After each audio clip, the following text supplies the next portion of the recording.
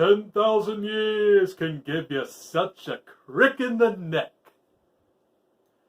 That's right, guys. I'm back again with another review, and this one was kind of like unexpected to me.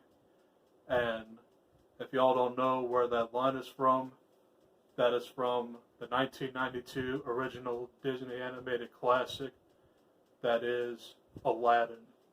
It's spoken by Robin Williams as the genie. Today, after almost 2 months of it being out, I finally got a chance to see the live-action Guy Ritchie Aladdin. Here we go. Alright. So, in Aladdin, you have a street rat who lives in Agrabah, but he is a peasant, and then by some chance he meets the princess of Agrabah, but he doesn't know who that is until he sees her kingdom and he figures it out.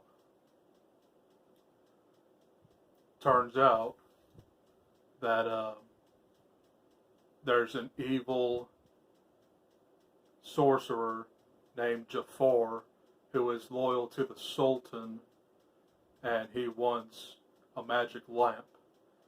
So he ventures out to find a diamond in the rough. And he finds Aladdin, and he takes him to the Cave of Wonders, as he is the diamond in the rough, and he is worthy to possess this power. Guys, that is the complete story for the 1992 original, and it's also like the story for this remake. Like I said, I've waited almost 2 months to see this movie. I've been probably seen like 30 or so other movies, and I just never got the chance to finally see this one. And guys, I absolutely enjoyed this movie very, very much. I know a lot of people think it's divisive and, of course, an unnecessary remake, but the colors, the vibrancy, and the chemistry towards all these characters is flawless. I enjoyed every character in this movie, probably besides Iago, because they kind of like treated him like an actual parrot. But in the original, Iago was definitely more of like a server to Jafar, and he was more cunning and more divisive. But they made I don't want to say it's like the right decision, but they made him more like a pet to Jafar.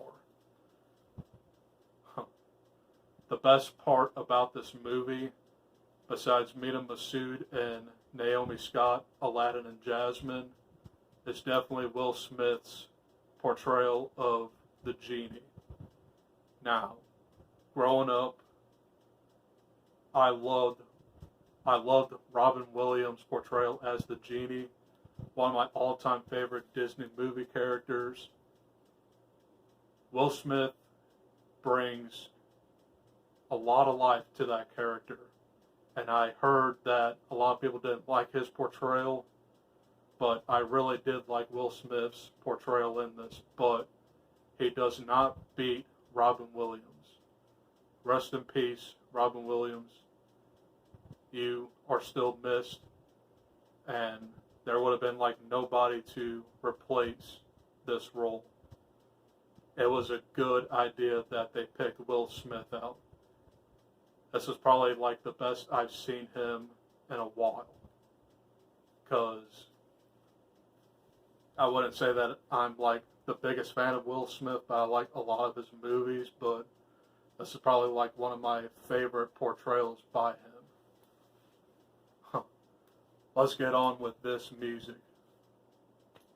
I mean, the music to Aladdin is definitely iconic to 90s kids, but it's not as impactful as The Lion King.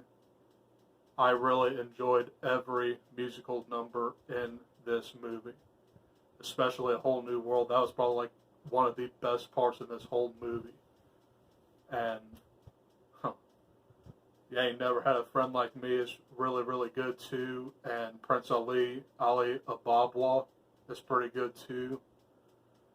But the best musical number is A Whole New World. I felt swept away in that fantasy world, and that's one of my all-time favorite parts in any Disney animated classic besides the intro to The Lion King. Huh. Now, I've just seen The Lion King on Friday. I will say this.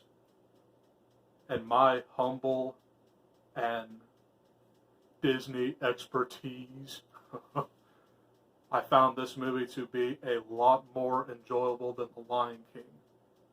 I'm probably going to get a lot of backlash for that, but that's my opinion, and Guy Ritchie did a really good job on adding on to the story, and he got a little background with the genie and how he ended up in the future. He actually married Jasmine's hand servant, and they both had kids. It started off like that, then it ended like that, and I really enjoyed that ending. And there's a lot of chemistry in this movie, and there's a lot of backlash calling Jafar sexy. But I really did enjoy Jafar's character, but I found him to be a lot less menacing than he was in the original, but he still did a very good job.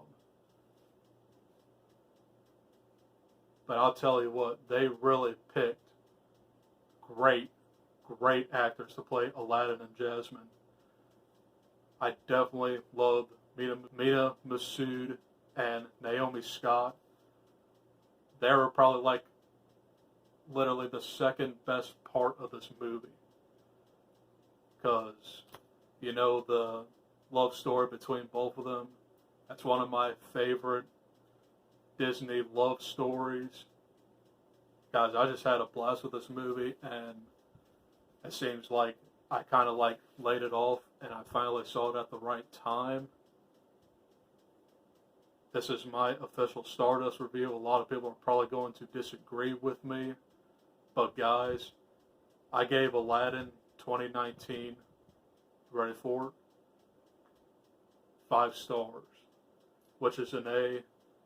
I absolutely enjoyed this movie. It's probably the best Disney movie this year, besides Toy Story 4. This was way better than Dumbo. I found Dumbo to be the most boring, and though it was well directed, but it's not memorable to me. But this movie definitely is the best of the year in Disney besides Toy Story 4. That's just my opinion. Don't come after me. And yeah. Later today I'm going to see The Lion King again with my mom and sister, but I already reviewed that for you, so this is the only review I'm going to give y'all today. And this has been Mike Pruitt, the real hero. Thanks for stopping in. I'm off to save the world and day from bad criticism and people who don't enjoy good movies. Follow me on Stardust. Follow me on Facebook. You can even friend me. I don't even care. And you can even friend me on Instagram. And guys, either Friday or Tuesday, I'm going to bring you my review for Once Upon a Time in Hollywood. And stay cool wherever you are. And that's a whole new world out there. I just wanted to do that for the Aladdin pun, because I already said to 10,000 years can give you such a crick in the neck. I forgot to add that in there, so there it is. And that is my thoughts and review on Guy Ritchie's Aladdin. I'll see you guys next time. Peace.